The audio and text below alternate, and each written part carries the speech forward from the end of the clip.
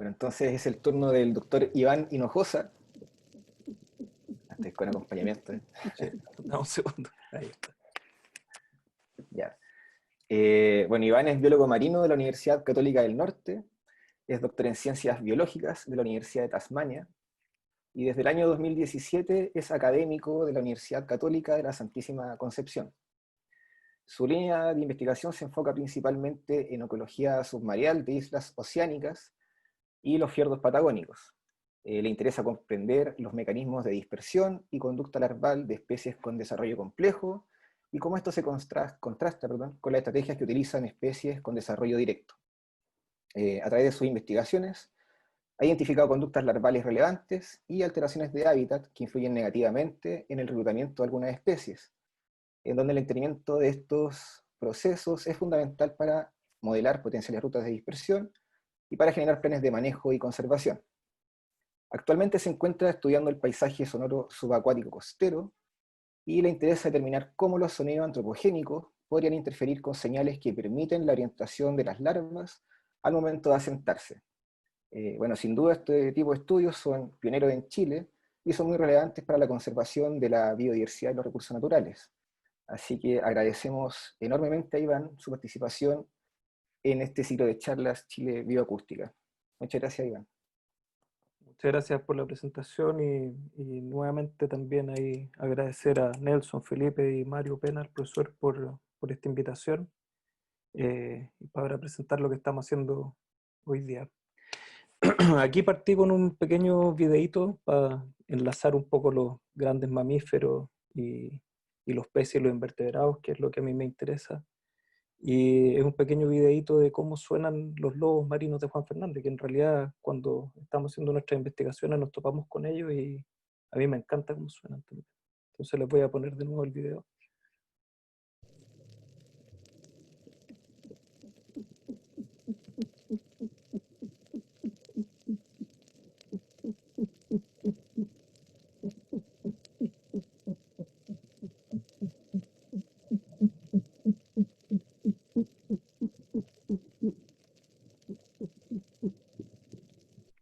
Ya, entonces eso era lo último de mamíferos y ahora nos vamos a peces y invertebrados, pero dentro de este contexto que es la ecología del paisaje sonoro marino.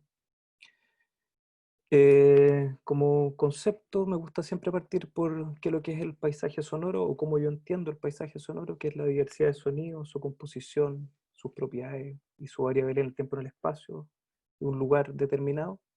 Y este paisaje sonoro está compuesto principalmente por la actividad biológica que ocurre en ese espacio y tiempo. También está compuesto por la actividad humana.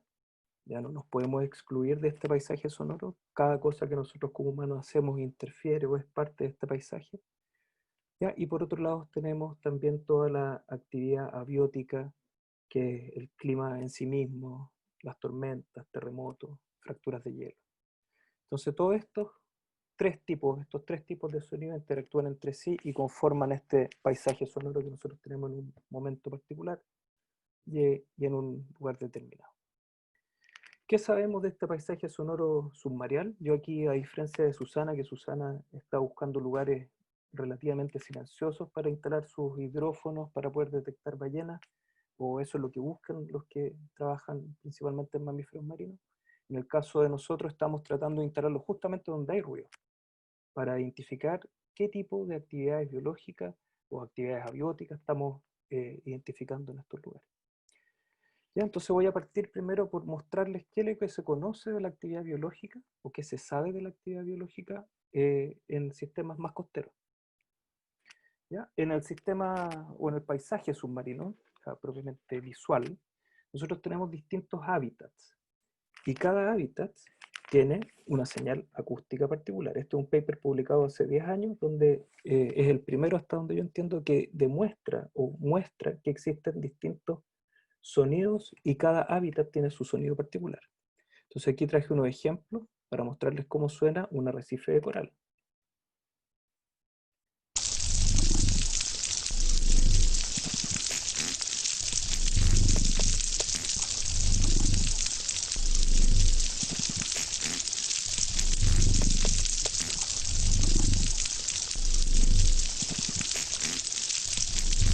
¿ya? El sonido es bastante más largo, pero vamos a ponerlo un poquito nomás. O también cómo suena un bosque de macroalgas, que un bosque de macroalgas es muy típico aquí en las costas de Chile, el arrecife coral muy típico también de la isla de Pascua.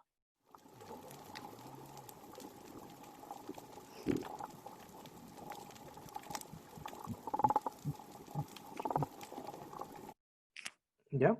Entonces, distintos hábitats tienen características acústicas particulares. Y esto es un paper publicado también hace 3 o 4 años atrás, donde estos autores demuestran que efectivamente distintos hábitats tienen distintas señales acústicas, y este es un espectrograma con su frecuencia. ¿Ya? Distintos hábitats tienen distintas características acústicas, y ellos también describen que la degradación del hábitat claramente influye en las características acústicas, o sea, cambia su sonido cuando estos hábitats son degradados, y además también ellos hablan o explican que hay una variación temporal, con luna llena, luna nueva, lunas menguantes, también estos sonidos son distintos, o el paisaje acústico es diferente. ¿Y quiénes son los que están emitiendo estos sonidos? Entonces aquí también traje algunos ejemplos de quiénes componen este componente biológica del paisaje acústico, y uno de los sonidos más característicos debajo del mar son estos camarones que tienen una quela modificada. Estos camarones, al cerrar el dáctilo o uno de sus deditos, genera un sonido que suena así.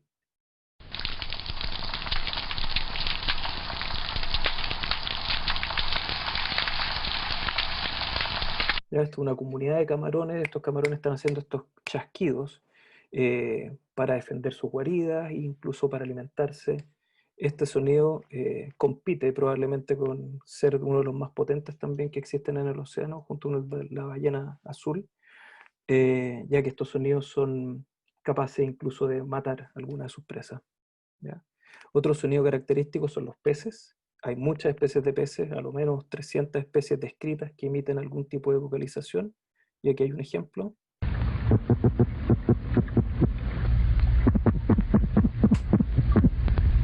Las vocalizaciones de los peces son principalmente también como defensa, territorialidad, vocalizaciones para atraer a la hembra. ¿Ya?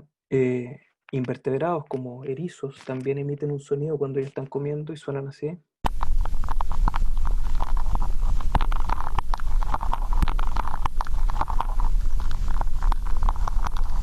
¿Ya? Y también tenemos langostas, como la langosta Juan Fernández, perdón, la langosta de la Isla Pascua, suena de esta manera.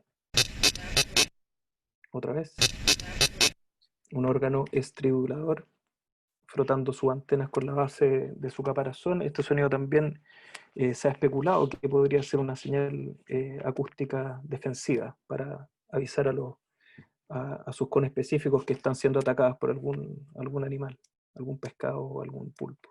Y también tenemos sonidos que son de baja frecuencia, sonidos que están bajo la frecuencia que nosotros podamos oír.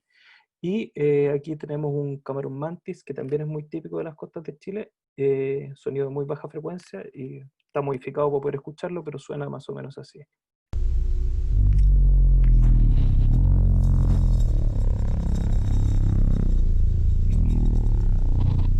¿Ya? Entonces tenemos distintos tipos de sonidos que emiten las distintas especies que habitan estos distintos hábitats. ¿Ya? Entonces cada hábitat particular tiene una señal acústica o sonora particular, producto de los animales que habitan estos lugares. ¿Ya? ¿Y cuál sería la relevancia ecológica de que cada hábitat tiene distintas señales acústicas? Aquí hay otra diapositiva donde ejemplifico que la mayoría de los animales marinos tienen ciclos de vida con estados larvales o ciclos de vida complejos. Y este último paso, del pasar desde los huevos a una larva libre nadadora y después esa larva tiene que retornar hacia la costa, varios autores han especulado que estas larvas, algunas, que son buenas nadadoras, necesitan unas señales o necesitan señales para orientarse y encontrar un lugar donde asentarse. ¿Ya? Y se ha dicho o se ha sugerido que el sonido de los distintos hábitats podría estar siendo utilizado por algunas larvas como señal de orientación para encontrar un lugar donde asentarse. ¿Ya? Aquí hay un ejemplo del año, hace 20 años atrás se hizo un experimento donde se puso una trampa de luz, esa trampa de luz asociada a un parlante submarino, y este parlante está proyectando el sonido de un arrecife natural esto en un fondo de arena donde supuestamente no había ninguna señal acústica prominente, y ellos encuentran que esta especie de pez, un trombollito de 3 aletas, es atraído a estas trampas de luz. ¿Ya? En un experimento también realizado, esto fue la Gran Barrera Coral, realizado ahora en noviembre del 2019, publicado, estos autores, fabrican unos arrecifes artificiales, y estos arrecifes artificiales le incluyen distintos, no le ponen ¿cómo se llama? Un parlante proyectando una señal acústica cualquiera, y un parlante proyectando el sonido de un arrecife de coral prístino o sano. ¿Ya? Y ellos encuentran que para todas las especies de peces, de distintos tipos de posición trófica, ellos encuentran que llegan más peces a este tratamiento utilizando el sonido de un arrecife de coral sano. ¿Ya? Otro ejemplo, esto ya les estaba contando en peces, acá hay otro ejemplo en invertebrados. En invertebrados estos son las ostras del hemisferio norte. Aquí en ostras del hemisferio norte, estos autores en experimentos de laboratorio y en experimentos de terreno, ellos encuentran que la larva asienta en mayor proporción cuando son sometidos a sonidos de arrecifes sanos o arrecifes donde estas mismas ostras habitan. Ya entonces estos sonidos naturales estarían aumentando el asentamiento de algunas larvas. Otro ejemplo, acá en 5 especies de cangrejos, esto es en Nueva Zelanda, también se demuestra que el tiempo de la metamorfosis es reducido en presencia de un sonido natural, ya lo que estaría gatillando procesos fisiológicos para que las larvas metamorfoseen a juveniles, ¿no? O la fase de asentamiento. Entonces, ¿qué tenemos? Tenemos que hay una actividad biológica que mete ruido bajo el mar, que es componente importante del paisaje sonoro, que hay actividad biológica que estaría utilizando estos sonidos naturales para asentarse, para encontrar lugar donde asentarse, que es los ejemplos que le estoy graficando con los papers, pero también hay muchos ejemplos de vocalizaciones en peces, sobre todo de vocalizaciones de machos atrayendo a hembras, o vocalizaciones de machos compitiendo por espacio o compitiendo por algún nido donde las hembras puedan llegar. ¿Ya? Entonces hay una actividad biológica importante. ¿Y qué sabemos de la actividad humana bajo el mar? ¿O cuál es la componente? Ahí, como Susana decía, ya tenemos claramente detectado en nuestro hidrófono la presencia de embarcaciones, y aquí tengo algunos ejemplos, aparte de las embarcaciones grandes que mostró Susana. Hay otros tipos de sonidos que son, por ejemplo, este que es muy distinto, sonidos pulsados.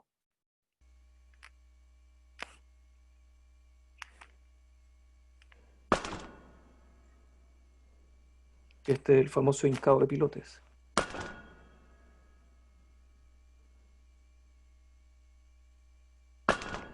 ¿Ya? Y también tenemos ruidos que este es el que encuentro más dramático desde mi punto de vista, que son las motos de agua.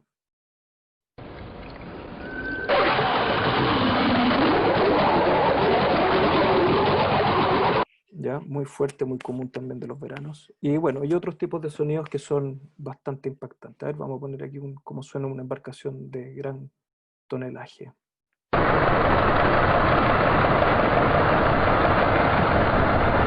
¿Ya? Son sonidos bastante, para uno, molestos, imagínense para la fauna que vive alrededor. Entonces lo que vamos a ver ahora es el impacto de este ruido antropogénico sobre especies de peces.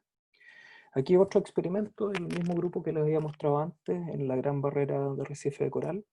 Estos autores instalan unos arrecifes artificiales en conjunto con el sonido de un arrecife de coral prístino, y otro tratamiento, ellos ponen el sonido del arrecife sano en conjunto con el sonido de un motor fuera de borda. ¿Ya? Y ellos encuentran que estas dos especies de peces no llegan a este tratamiento, ¿ya? Pero sí llegan a este otro tratamiento acá. Esos mismos autores, en otra publicación de hace 5 años atrás, ellos encuentran que esta otra especie de pez es incapaz de detectar a los depredadores en presencia del ruido de un motor fuera de borda, por lo tanto su mortalidad es más alta. Entonces también ellos demuestran que existe una eh, incapacidad de este pez de detectar a su depredador en presencia de un motor fuera de borda. Si nos pasamos ahora a los invertebrados, en especies de cangrejos se ha demostrado que existe un aumento del consumo de oxígeno en presencia de ruido de embarcaciones mayores. Este aumento en el consumo de oxígeno está relacionado a niveles de estrés. Y en el 2017, Hawkins y Popper, que son como los investigadores con mayor trayectoria en la acústica de peces y invertebrados submarinas, ellos encuentran y hacen o tratan de hacer una revisión de cuáles son los efectos de los ruidos antropogénicos sobre peces y invertebrados. Ellos destacan que existe poca información aún, falta más información, pero los papers que ellos encuentran en las investigaciones, ellos documentan efectos físicos en peces que van desde la muerte o lesiones permanentes, efectos fisiológicos como cambios en las tasas de consumo de oxígeno, aumentos de algunos cambios metabólicos, etcétera, cambios conductuales también, y ellos sugieren que todos estos cambios obviamente van a tener repercusiones o impactos a niveles poblacionales. Estos autores documentan que esto se sabe más o menos para peces, pero y para invertebrados aún falta mayor investigación. ¿Ya? Entonces, ¿qué tenemos hasta ahora? Tenemos que existe una alta actividad biológica en el mar, costera, de sonido, o componente de este paisaje sonoro. Tenemos una actividad humana que ya la sabemos y que estaría impactando, sí estaría impactando. ¿Ya? ¿Y qué se sabe de la actividad abiótica? ¿Ya? Se sabe mucho menos cómo eso interactúa con la biología o la ecología de las especies.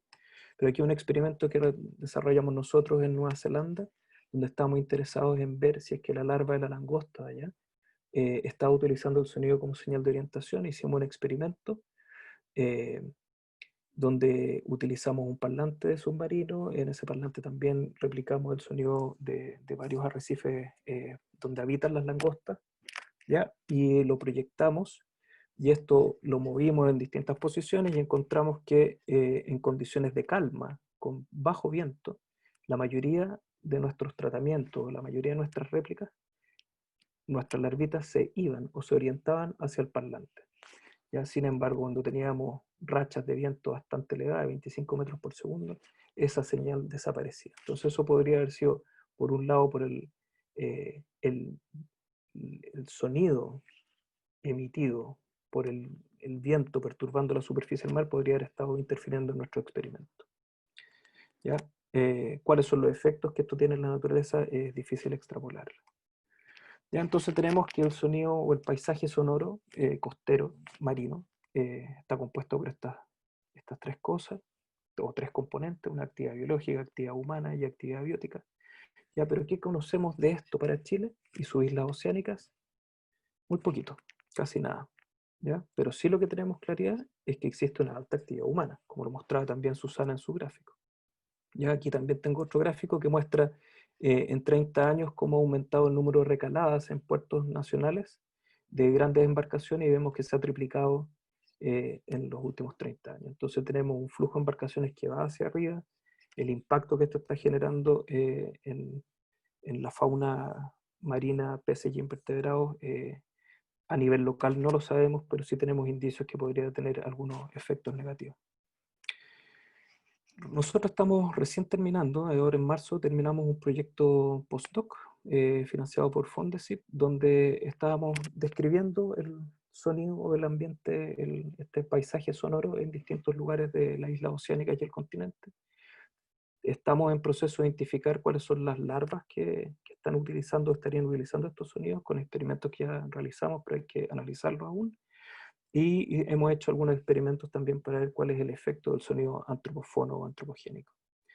Estamos trabajando con Paula Ruiz, que es una magíster de nuestra universidad, y con la candidata magíster Elba Avilés. Como les dije, estamos describiendo el paisaje sonoro de Isla Pascua, de Juan Fernández, de los fiordos patagónicos y de acá de Concepción, a través de la instalación de este tipo de hidrófono. ¿Ya? Lo instalamos cerca del arrecife, o lo instalamos relativamente cercano, porque justamente eso es lo que nosotros queremos describir. Hay un paper que recién salió publicado, ahora en febrero, donde ahí describimos la variación temporal y espacial del ruido antropogénico, y no quiero entrar, o sea, perdón, del ruido natural, ¿Ya? Contamos también el número de clics de camarones, que ese es el sonido más típico, y encontramos que también hay diferencia entre el día y la noche, debido a la actividad que tienen los peces y los invertebrados. También estamos a punto de publicar, esto ya está aceptado, el efecto del ruido sobre la conducta de apareamiento de un camarón. Ya este camarón, el Rhynchocenetes typus, es un camarón muy abundante y típico de las costas de Chile, desde Arica hasta Concepción, de hecho, habita en grandes abundancias entre medio de las piedras. Este camarón es muy característico, existe una diferencia morfológica de los machos, donde tenemos machos tipus, muy similares a la hembra, machos intermedios, y tenemos unos machos robustos, que son los grandes y los dominantes. Y hay en condiciones normales, estos machos dominantes monopolizan a las hembras, ¿ya? Y se aparean, mientras todos los otros machos están esperando su momento de que el macho se, se despiste, ¿ya? O sea, la conducta de, por aquí vuelvo a esta para contarles que el tipus tiene una conducta de oportunista durante el apareamiento, ¿ya? Y lo que hicimos fue someter estos experimentos de apareamiento en presencia o ausencia de sonido de embarcación.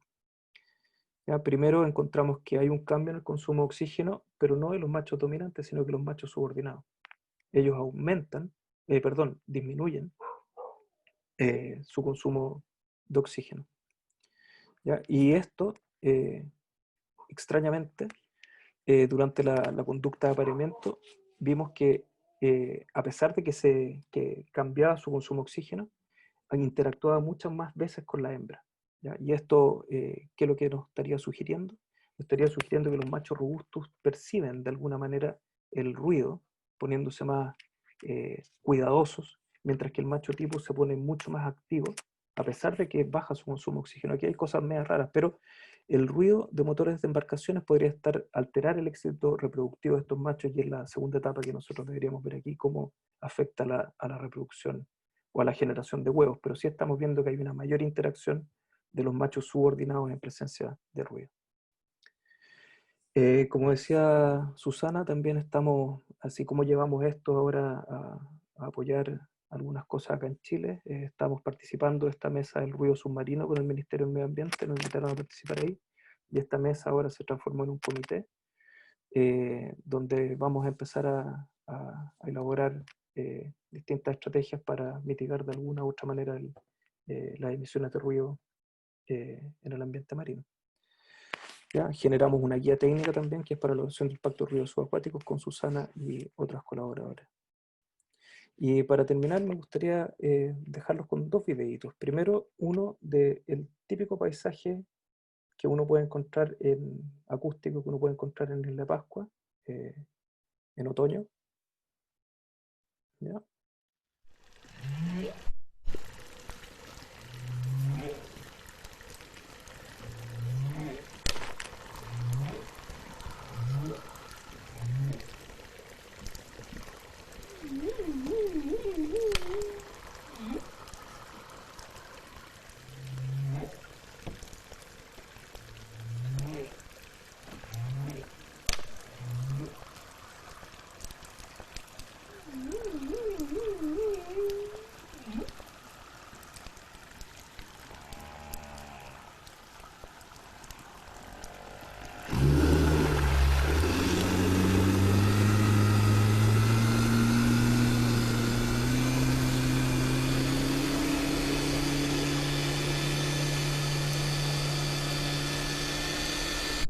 Ahí lo que escuchábamos era una ballena jorobada, varios peces también vocalizando, y de repente se nos metió un motor de una embarcación de pescadores de allá de la isla.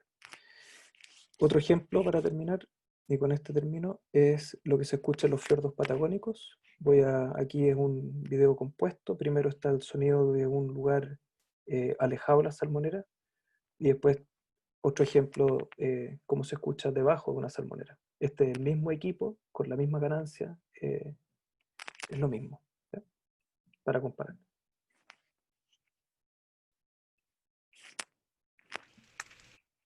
Oh, ahora sí.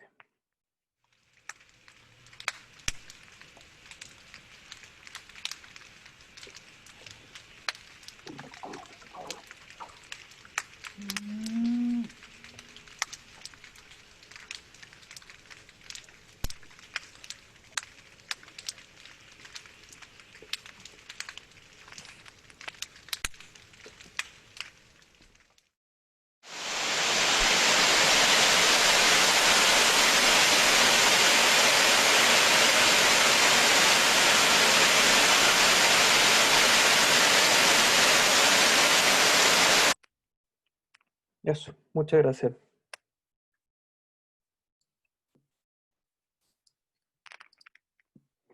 Súper, muchas gracias, Iván. Felicitaciones, ¿cierto? Estás liderando ahí un área acá en Chile que claramente queda mucho por hacer. Así que, de verdad, felicitaciones por tu trabajo. Muchas gracias, Felipe. Eh, bueno, y tengo una pregunta, pero veamos si alguien quiere hacerla de forma personal, alguien del público. Yo tengo una pregunta en el chat. ¿Hacemos eso primero? ¿Sí? Ok. Mariana Chávez Andrade dice, qué increíbles sonidos de los invertebrados. Felicidades y gracias por su charla. Y una de las preguntas que hace ¿es posible identificar acústicamente, al menos a nivel de grupo o familia, en el caso de tanto invertebrados como peces, sin tener la observación directa del organismo, es decir, solamente analizando acústicamente y visualmente en un espectrograma las grabaciones? No. Lo que nosotros tenemos una idea más o menos de cómo suenan, bueno, los peces que están descritos, que hasta el momento estamos hablando de alrededor de 300 especies, o entre 200 y 300, ya con librerías que hay del hemisferio norte. Pero acá en el hemisferio sur no tenemos ninguna idea. En base a eso sabemos más o menos por dónde estarían, cuáles son los rangos de frecuencia que los peces estarían utilizando, pero de repente nos encontramos con sonidos que, chuta, no sé si era un pez, no sé si era un invertebrado, no sabemos. Entonces la única forma es llevar los animales a acuarios y ahí en acuarios empezar a hacer las grabaciones. Podemos especular, pero es lo mismo que decía Susana, estamos escuchando sin ver. ¿Ya? Tenemos alguna idea, pero falta mucha investigación del hemisferio sur, los que trabajan en Australia y Nueva Zelanda. Y no hay más. Perfecto. Y también hace otra pregunta, Mariana. Dice, ¿se sabe cuál es la función de vocalizar bajo el agua del lobo de Juan Fernández? No, tampoco. Hasta donde yo sé, nosotros somos los primeros que estamos con un hidrófono describiendo ese sonido que hacen los lobos en Juan Fernández. Eso en la literatura yo no me he encontrado con nada hasta el momento. Así que es probable que seamos los primeros en visualizar la vocalización del lobo de Juan Fernández. Pero es súper característico, los buzos de allá conocen perfectamente el sonido del lobo. Tú metes la cabeza bajo el agua cerca de una lobera en Juan Fernández y vas a escucharlo que están todo el rato ahí detrás tuyo haciendo ruidos raros, pero es muy lindo a todo esto. Perfecto. Gracias, Iván. Felipe, ¿tú tienes más preguntas? Tengo una yo, no, dejemos que hable el público. Mira, aquí Ah, en privado me escribió ¿sí? también alguien, Gabriel Mendoza, dice, Oliván, los sonidos que escuchamos emitidos de los peces, ¿ellos los escuchan de esa forma? Esa es una tremenda pregunta. Ahí es casi imposible llegar a responder esa pregunta. No tenemos idea a ciencia cierta cómo escuchan los peces. Hay especulaciones, hay audiogramas que se han hecho de varias especies de peces, pero así como decirte cómo escuchan, no tenemos idea. Pero sí, como te digo, hay audiogramas para varias especies de peces del hemisferio norte, ya en base a su otolito, a sus componentes internos de audio. Perfecto. Tengo varios que me escribieron también aquí por interno. Dice, muchas Dentro- gracias, Iván. Paula Martínez. bueno, Dice, es Paulita Martínez, la que conozco yo. Muchas gracias, Iván. Aquí en Colombia también estamos empezando a describir el paisaje sonoro marino. Hemos encontrado muchos sonidos, sin embargo, no hemos podido realizar un algoritmo de detección y mucho menos atribuir un carácter taxonómico. Sería muy interesante colaborar para la colaboración. Ya, perfecto, sí, pues eso es muy difícil. Además que hay muchos ruidos sobrepuestos, es complejo, pero encantado de colaborar. Ahí nos ponemos en contacto. No sé, más preguntas. Gerardo Soto y Alexis tienen la mano levantada. Partamos con Gerardo. Muchas gracias. Sí, en realidad me interesó mucho lo de la salmonera, o sea, la diferencia es masiva, o sea, es increíble la cantidad de ruido. Y en ese sentido te iba a preguntar, igual que como le pregunté a Susana anteriormente, es como, ¿cómo ves tú como el futuro de la investigación? Por ejemplo, a mí me preocupa mucho como la distribución geográfica de la salmonera y cómo están avanzando hacia el sur y cómo nosotros también estamos entendiendo ese proceso de cambio, o sea. ¿Cómo ves tú más o menos como el universo de investigación de ahí en el tema salmonera? Mira, hay una estudiante que trabaja con nosotros, la que está aquí, debería estar aquí, Elba Vilés.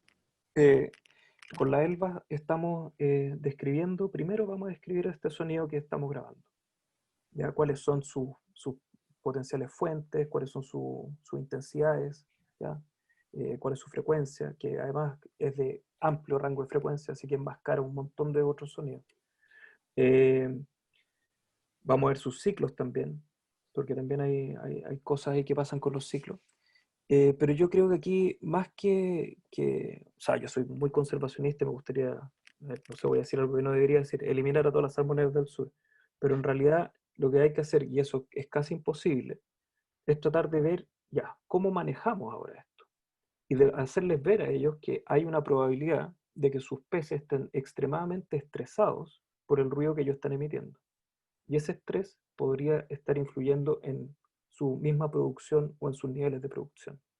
Entonces, como una medida, uno podría sugerirle a ellos, trabajemos en conjunto, elimina tu ruido, vas a tener peces más sanos y al tener peces más sanos vas a gastar menos plata y a tener mejor producción. Entonces, por ahí yo creo que hay que empezar a pensar en cómo uno podría dirigir las líneas de investigación en ese sentido. ¿Ya? Perfecto, muchas gracias. Yo, disculpa que me gustaría hacer esta pregunta que va asociado con lo de la salmonera.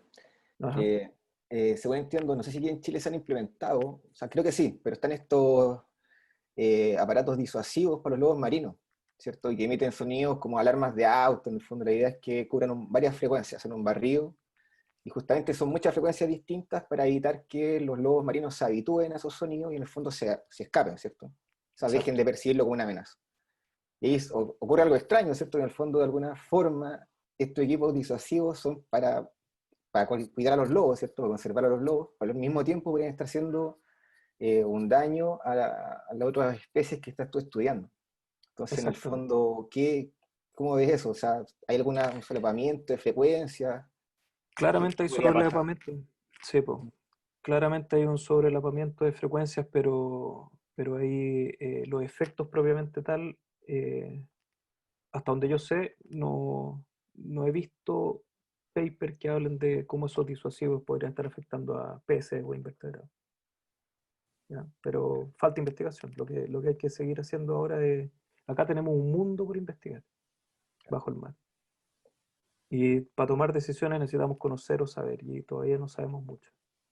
Como les Claro, mostraba. interesante, porque Mm, una medida de conservación puede estar generando quizás tremendo daño al resto exactamente, de los componentes del exactamente, ecosistema. Entonces, sí, exactamente. Y el ruido, claro, es lo que estamos tratando de hacer es visualizar el ruido que existe bajo el agua. Visualizar no sé, yo creo que la salmonera es una cuestión increíble. Ellos no sé si están conscientes de la cantidad de ruido que están inyectando al océano, ¿no? Pero hay que verlo. Y nadie sí. lo ha mostrado. Ujú. Alexis, ¿quieres hacer tu pregunta? Sí, mi pregunta tiene que ver con los decibeles del ruido que se pueden detectar a nivel submarino. Esos ruidos que emiten los motores de las lanchas o estos ruidos que estaban hablando de que usan las salmoneras para espantar a los lobos marinos, ¿esos son mayores que 90 decibeles?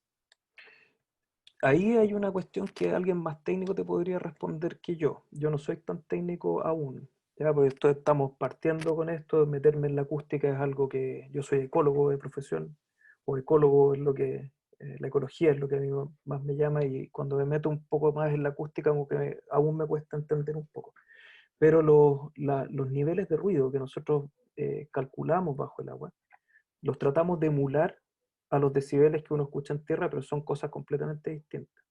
Y en esa emulación yo te puedo decir que estamos sobre los 100, por ejemplo, una salmonera, estamos hablando de 110, 105 decibeles alrededor. ¿Ya? Claro, te lo pregunto porque, por ejemplo, bueno, los primates como nosotros y también los mamíferos en general, cuando los ruidos son sobre 90 decibeles, en el cerebro de nosotros se activa el circuito del miedo y cambia nuestra frecuencia respiratoria, aumenta. Exacto. Entonces, de acuerdo al consumo de oxígeno, tú puedes indirectamente ver cómo un sonido gatilla el circuito del miedo en el cerebro. Exacto. Entonces, por eso tenía la duda, en el fondo, si más allá de la frecuencia de los ruidos submarinos, si ese patrón de 90 decibeles se conserva en los animales marinos y ese tipo de ruido activa el miedo en el sistema nervioso que ellos tienen, lo más probable es que ellos van a responder con un mayor consumo de oxígeno, ¿ya? Y cambios en su comportamiento.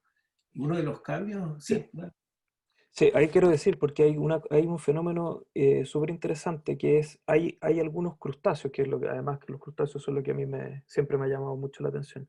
Hay crustáceos que aumentan los consumos de oxígeno en presencia de ruido y hay otros que disminuyen su consumo de oxígeno. Y eso tiene que ver con la respuesta de escape, con la respuesta de estrés que están teniendo. Por ejemplo, como tú dices, algunos van a aumentar porque están, entre comillas, asustados o con miedo, ¿ya? Pero por otro lado hay otros que se mantienen estáticos, bajan sus tasas metabólicas para no ser detectados o para tener una respuesta de escape flash claro. cuando es el momento de escapar. Eso se llama freezing. Eso lo tenemos Exactamente. también nosotros los mamíferos terrestres. Ujú. ¿Y por qué preguntaba eso? Porque a veces el miedo, el estrés se puede estudiar por el comportamiento de los animales. Y una de las cosas que produce el miedo cuando se activa en el cerebro junto con el estrés es este aumento de hormonas esteroidales como el cortisol. Y una de las cosas que produce es inmunosupresión. O sea, el sistema inmune de los animales baja y se enferman más. A la larga, si tú tienes, en el fondo, más ruidos que activan el miedo en el sistema nervioso de esos animales van a caer sus defensas significativamente. En el fondo los va a enfermar más. Y si eso tú lo pasas a costo en una salmonera, imagínate cuánta plata gastan en antibióticos, en una serie de cosas que se podrían ahorrar solamente manejando ruidos sobre 90 decibeles. Entonces pensaba en eso, en la aplicación. Exactamente. Sí, pues, para allá va, para allá va esto que yo sugería que deberíamos trabajar en conjunto con algunas salmoneras y empezar ya, pues hagamos los experimentos necesarios y ver si es que esto realmente te está molestando en tu producción. Ya, Y gracias. así matáis dos pájaros de un tiro, exactamente. Gracias. Gracias, Alexis.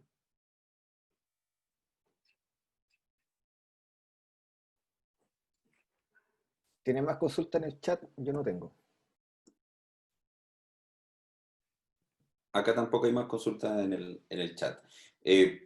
Solo Pedro Contreras comenta que los lobos del sur de Chile también vocalizan, que él ha buceado y también lo ha escuchado en el sur. Y gracias por todo, dice Genial. Pedro Contreras. Sí. Claro, aquí Gabriel Mendoza también dice, ¿qué genera ese sonido bajo las salmoneras? Claro, un poco Susana también ya respondió a eso, que son toda la cantidad de cosas que pasan en las salmoneras, las embarcaciones, los generadores eléctricos, y un ruido muy característico, creo yo, pero tenemos que ahí mirarlo aún. Hubo un cambio de alimentar a los salmones en los últimos 10 años, de tener una persona tirando pellet a la jaula manualmente, y ahora la mayoría de las jaulas tienen sistemas automáticos de alimentación donde tú tienes pellet pasando por tuberías de PVC y que llegan a un aspersor de aluminio. Entonces todo eso genera una cantidad de ruido pero increíble, solo el hecho de la alimentación, ¿no?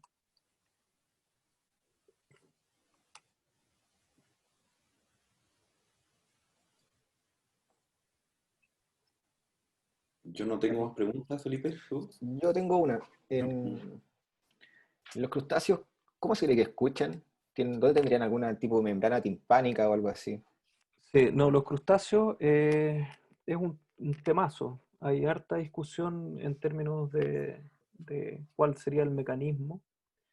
Bajo el mar, el ruido se dispersa, y siempre hay discusión ahí, pero a través del movimiento de partículas y también por cambio de presión. Son dos formas de propagación del ruido bajo el mar, o en el agua.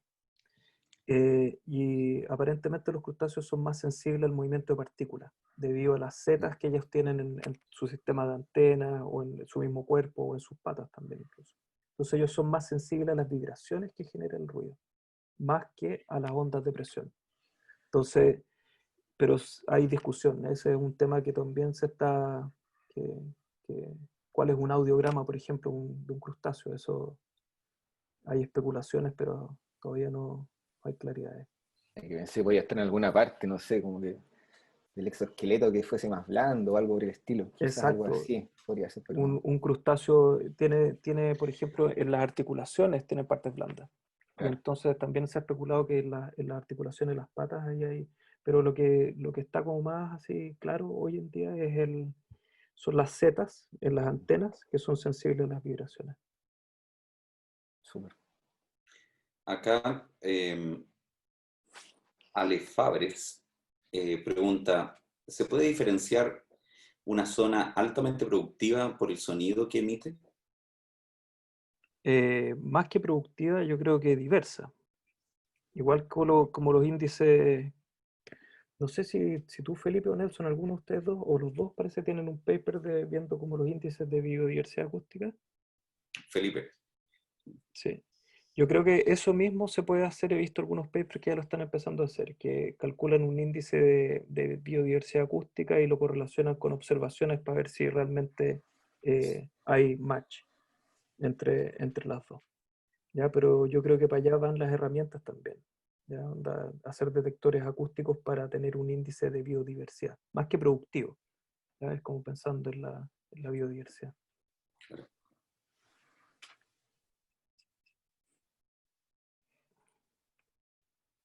Sí, acá no tengo más preguntas. Ajá. ¿Tú, Felipe? No. Me permitiría hacer una pregunta, si es que no hay. Mostraste efectos en conductas generales de distintos sonidos, tanto de bióticos como abióticos, antropogénicos, pero se sabe algo de interacciones acústicas, es decir, efectos vocales pero en la producción de sonido, y por lo tanto interacciones acústicas entre distintas especies, ya sea vertebrados, invertebrados. ¿Ha habido exploraciones de ese tipo? ¿Interacciones en qué sentido? No te entiendo muy bien. ¿Que cambien la frecuencia o las intensidades producto de algo? Claro, o que las tasas de producción, por ejemplo, que un cangrejo, en presencia de un cangrejo, qué sé yo, ciertos peces vocalicen menos, Mira, o lo contrario. hay, el, Sí, el, efectos de interacciones acústicas. hay un experimento que se hizo en un experimento antiguo. Yo creo que uno de los primeros investigadores que empezó a mirar el tema de la producción de sonido de las langostas. La langosta espinosa, la típica que tenemos en Isla de Pascua, como les mostré ahí, al mover las antenas tiene un órgano estribulador, que se mueve la antena y genera ese ruido. Y este investigador trató de descifrar si es que ese ruido estaba atrayendo a otras langostas o no. Entonces él estaba tratando de ver si es que era un ruido de defensa. Lamentablemente creo que el paper no fue muy concluyente, pero sí lo que él demuestra es que en presencia de depredador, la langosta hace más ese ruido porque mueve sus antenas en defensa, para que el depredador no se la acerque. Entonces, no se sabe si es un ruido intencionado para que sea escuchado o es un ruido producto solamente del movimiento de antenas. ¿Sí? No sé si me explico. Sí. Pero eso es lo Sí. que, así, con la pregunta por ahí es lo que tiendo a pensar. Muy bien. Gracias. Ahora, hay una especulación que me encantó. En Rapa Nui, conversando con los locales, había un chico que es muy experto buzo antiguo, o sea, más que antiguo, un buzo experimentado. Y él me comentaba que él creía que la langosta, cuando es atacada por el pulpo, mueve sus antenas y ese sonido no atrae a otra langosta ni la esparce, sino que atrae a un congrio. Y el congrio echa al pulpo. Si esa hipótesis se podría probar, sería interesantísimo que fuera algo de ese estilo. Pero esa idea me la propone este Rapa Nui que ha tenido muchas observaciones y él cree que podría haber algo por esa línea. Que sería muy interesante que otra especie utilice el sonido de otra especie para ir a atacar una potencial presa. Sería muy Iván, bueno. y estas cosas, el laboratorio, por ejemplo, reproducir ese escenario que tú estás describiendo, que te recomendaba. Sí, pues, plata, tiempo. eh, Claro. necesitas acuarios relativamente grandes. En Rapa Sí, Nui no tienes eso, traer los animales para acá igual es complicado. Estamos también, yo trabajo harto en Rapa Nui, también intentamos en algún momento hacer una especie de laboratorio allá, pero poner de acuerdo a la comunidad dónde va a estar instalado el laboratorio fue un caos. Así que desistimos de esa idea sí. por ahora. Yo creo que en el futuro, yo creo que para allá va. O en realidad se puede hacer experimentos, o sea, hay que hacerlo. Experimentos caros, obviamente, pero se pueden hacer en terreno también. Claro, claro. Se podría llevar ahí los mismos parlantes. Requiere logística nomás. Sí. Ok.